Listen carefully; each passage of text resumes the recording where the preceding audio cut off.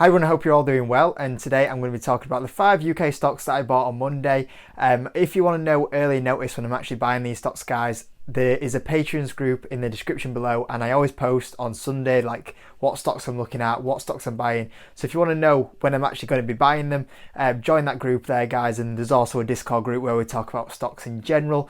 But I'll go through the 5 stocks that I did buy, and all 5 of these are not new positions. They're kind of averaging, building up positions that I already have. So yeah, I'm kind of building positions that I've got, not exactly new entries into stocks. And I'll kind of talk about the stocks in general and why I did end up buying a few more shares in these companies. So as always, guys, smash that like button and we'll get into the video. So number 1 is Greggs, the steak bake king. You guys know what I'm like with my Greggs position. I'm a big fan of Greggs in general. It's kind of like what we pretty much talk about on this channel all the time is Greggs. The stock's kind of dipped recently. No fundamental reason why the stock's dipped, but yeah, I mean, Greggs at these sort of prices, I think, is an amazing company on this discount that it is currently on.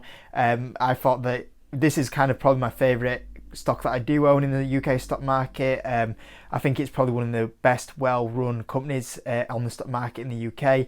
You only have to look at how they treat their workers with the bonus, and they were a company that paid them 100% furlough. So it's a company that is kind of the model company of how to treat your employees. It's slightly different from the Boohoo situation, but let's try not mention Boohoo today. It's a company that's not too bad of a PE, obviously on the discount. Growth-wise, we talk about Greggs and we'll look at the future growth, and the growth's going to be fantastic on this company. Previously it's done well, it'll carry on doing really well because of the delivery that it's managed to do, or the delivery deal with Just Eat, also the supply chain that it's doing where it is able to kind of produce its own food, and this is going to lead to some fantastic growth in the company.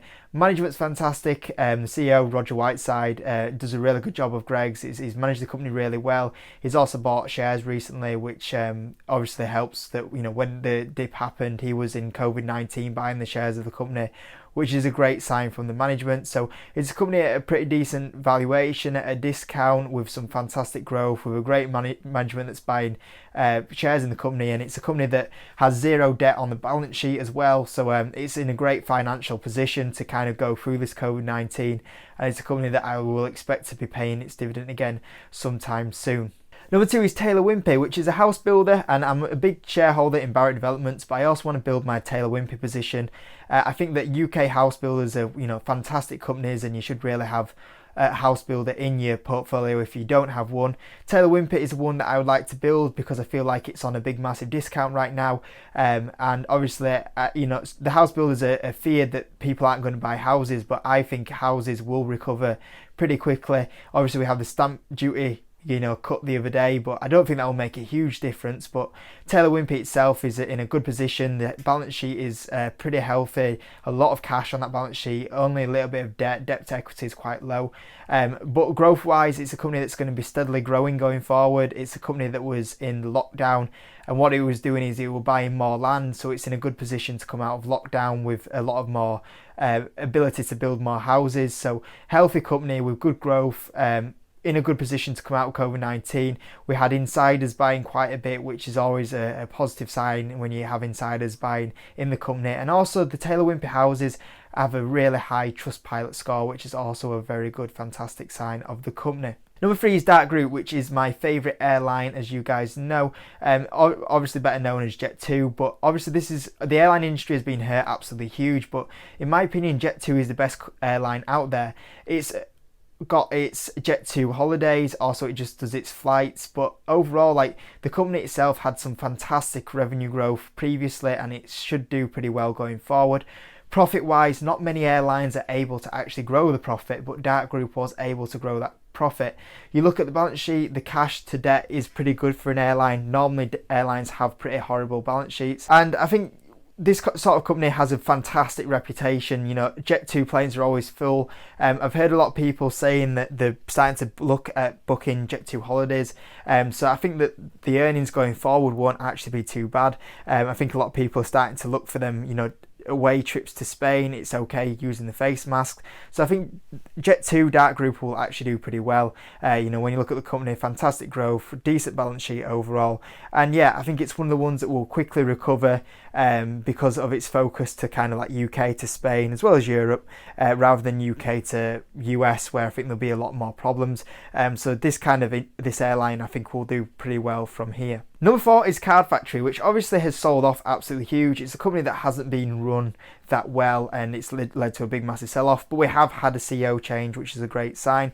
The company overall wasn't doing terrible. You know, it's a company with decent revenue, you know, kind of slowly growing, profits slowly growing, but it was a company making profit nonetheless. You know, we're not talking about a company that was, you know, struggling pre-COVID-19, but obviously it hasn't been run that well because it kind of wasn't expanding as much as what it should do. But we've had the CEO change now, and even though this stock's, you know, sold off loads, and I was wary that it was trying to catch a falling knife trend there and trying to get the bottom perfect, it's always hard to do, so I did leave my room a lot more room to average into this stock. But I think the CEO is kind of putting things in place. You know, online Card Factory sales grew 300%. They also have another website called Getting Personal that grew 70%, which was pretty good. They've also signed a deal with the Reject Store, which is 300 stores in New Zealand, so that's going to open it up to more potential. If it's not New Zealand, it was Australia. I can't remember which one it was exactly. I think it was New Zealand, but yeah, that opens it up. I think it was Australia now. I've changed my mind again. But yeah, Card Factory, yeah, it opened it up to new 300 stores. So you imagine it's got the online growth. I know stores are going to be shut, and that's going to hurt the company, but at least it's growing online sales huge, Getting Personals positive. 300 new stores in a new country. I think that's really going to benefit Card Factory, and I see that share price turning around from here. And the last one was WH Smith, and this company had a fantastic 2019. Let's not forget how fantastic 2019 was for this company. It was turning things around with really good revenue growth and also good profit growth, insiders buy-in, and it's also on a discount. And this company isn't too bad on the balance sheet, but not amazing. But how this company was managing to turn around is, I'm not a fan of the high street, but what it was focusing on was having more stores in airports and also train stations, because if you think about it, you've got that free time, you need a sandwich, you need a drink, that's where people go, WH Smith's. Whereas the high street sales are slowly declining, and it's moving to buying out companies in airports, taking more places in airports and also train stations, and that's where I see a lot of growth potential for this company. So if it carries on doing them sort of moves and growing there, I think that's where the better growth is for WH Smith's.